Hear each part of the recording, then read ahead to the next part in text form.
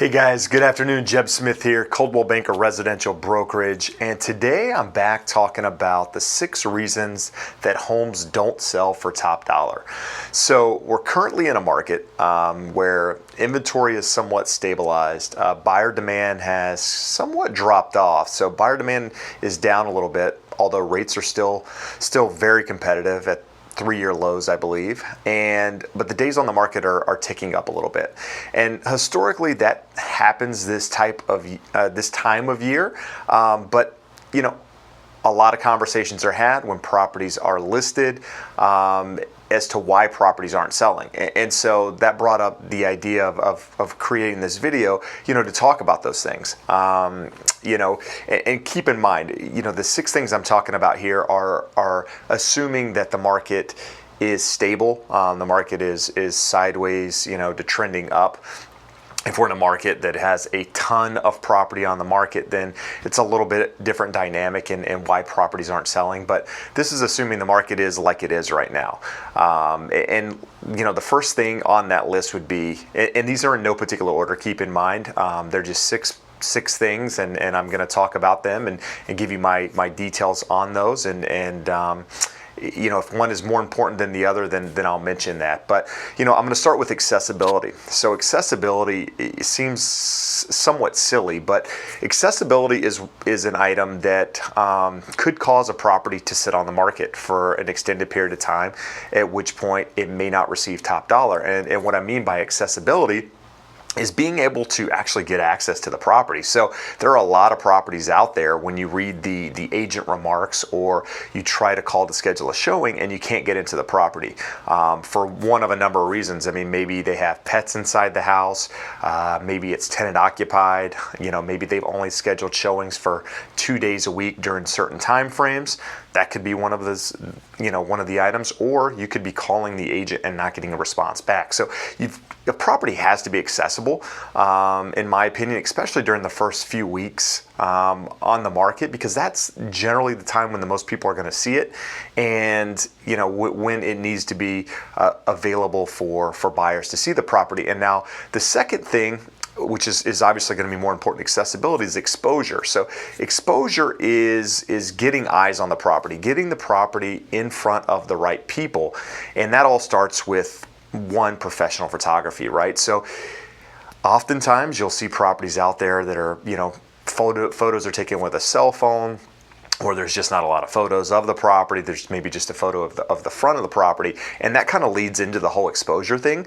So, exposure drives demand drives price. So we want to make sure that the property is, has all of the exposure. What I mean by that is a property should be, online in the MLS, which is going to syndicate to all the major sites out there, but it also should be in print.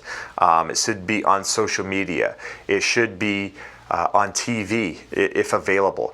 You should be doing all of these different dynamics to make sure the property gets in front of the right people, right? Because you don't know where somebody might see a particular property. Yes, most people find properties online, so that's where the majority of people are going to find properties, but not everyone, right? Somebody might see it because you did an open house. Somebody might see it because they're sitting at a dentist office and they open a magazine and it's there in print in front of them. So 3% of people still buy from print.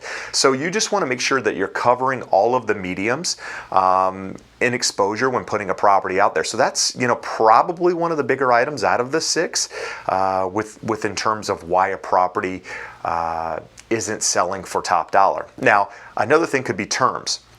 So this is another one that seems a bit silly, but terms could be, an example would be, you're selling your property, but you're contingent on selling that property based on buying another property. This happens quite often in our market right now, where somebody has a property to sell, but they also want to buy a property and they're not able to purchase that up-leg property without selling the current residence. So that could be a reason that buyers don't make an offer on your property, or they're not interested in seeing it, because some people have to make a move quickly, right? They might have to be in a property in say 30 days or what have you, because they may be in a similar position. Maybe they're selling their property and need to find an upleg and what have you. So you've got to make sure that, you know, your terms in what you're trying to accomplish with selling your property allows the best opportunity for a buyer to come in and make an offer on your property. And part of that goes along with how the listing agent mentions it on the MLS. So you'll have a lot of agents out there that make things very, very difficult. And one of those things could be that, you know, the listing agent describes the circumstance in maybe more detail than it should be described, instead of having a conversation with the agent on the other side, because some people read things and it gets the wrong connotation, if you will, and where, you know, if they had a phone conversation about it, it would have made sense and said, hey, look, you know, my buyer's already found the upleg property.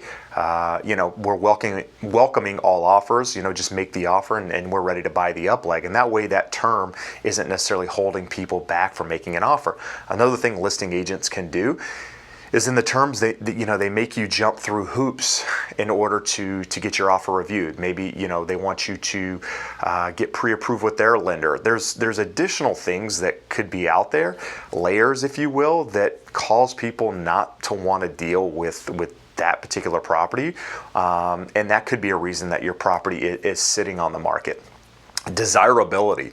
Now, desirability is one of those things like location, right? Those are things, a lot of it that you can't change about a property, but the things that you can change are curb appeal, how the property presents itself. Did you stage it?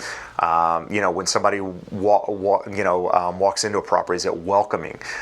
Because, you know, people buy emotionally and they justify logically, right? So you want to create that emotion, something that ties somebody to the property, you know, in going into it. And so we try to do that with the things that we do online, exposure and marketing the property, is that you're already getting that emotion to potential buyers out there. So when they walk in, they already have an idea of the property. But desirability, you know, if your listing agent or you as a seller haven't done the necessary steps to put your property in the best position, then that's something that could be causing your property to sit on the market a little bit longer.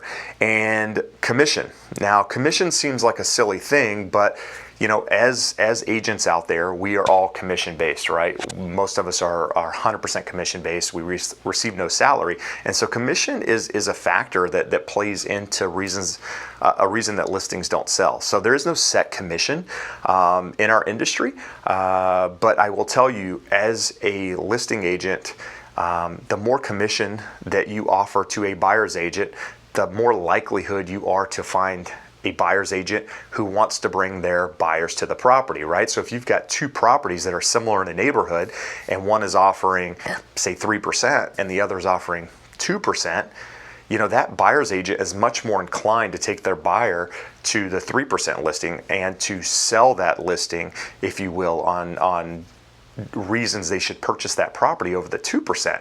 Now, you could say that's not right, and in a lot of cases it's not, but that's the reality. And that's something that you want to think about when putting a property on the market is what compensation are you offering the buyer's agent?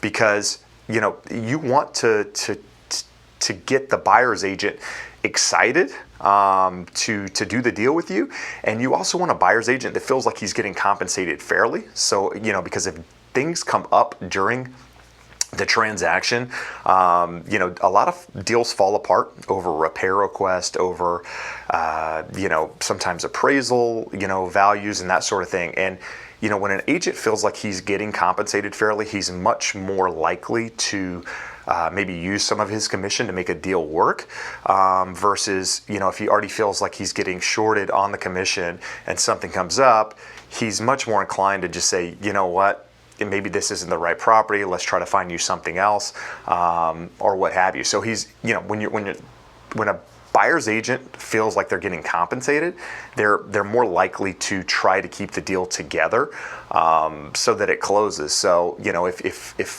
your property is sitting on the market for some time and all the other factors have been taken care of and commission is low, you may try upping the commission on a transaction in order to see if that changes the dynamic on anything.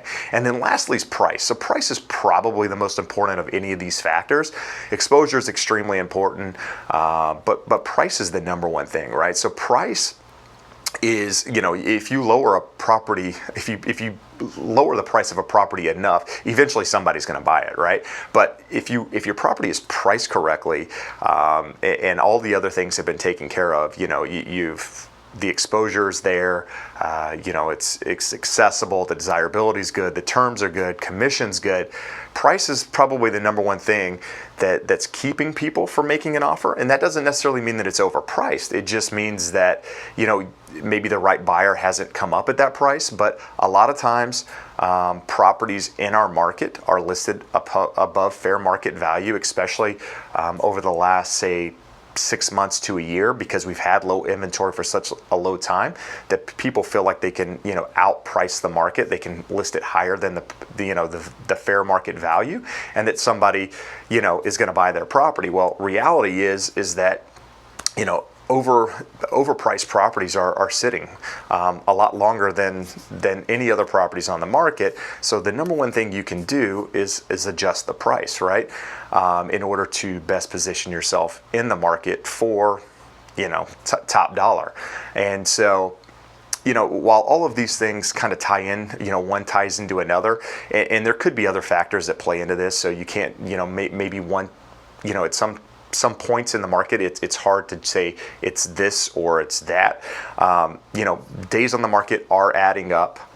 Keep in mind, this video is being shot towards the end of August 2019. So, historically, towards the end of summer, the market starts to slow down anyway. So you're factoring in, historical things, in addition to the items that I just listed. And so, if your property is listed at fair market value and all the other items pan out, then maybe it's just a market thing. But generally speaking, there's something in that list that could be keeping you from selling and selling for top dollar. So hopefully that makes sense. If you do have questions, say about a property, something you see out there, let me know. Would love the opportunity to help. Again, these real estate tips are videos that are created because people are asking these questions, and so I will continue to do them as long as people continue to ask questions. So if you have questions about the market, about something specific, please feel free to reach out to me. Would love the opportunity to help, and as always, I appreciate you taking the time to watch. We'll see you again soon. Bye-bye.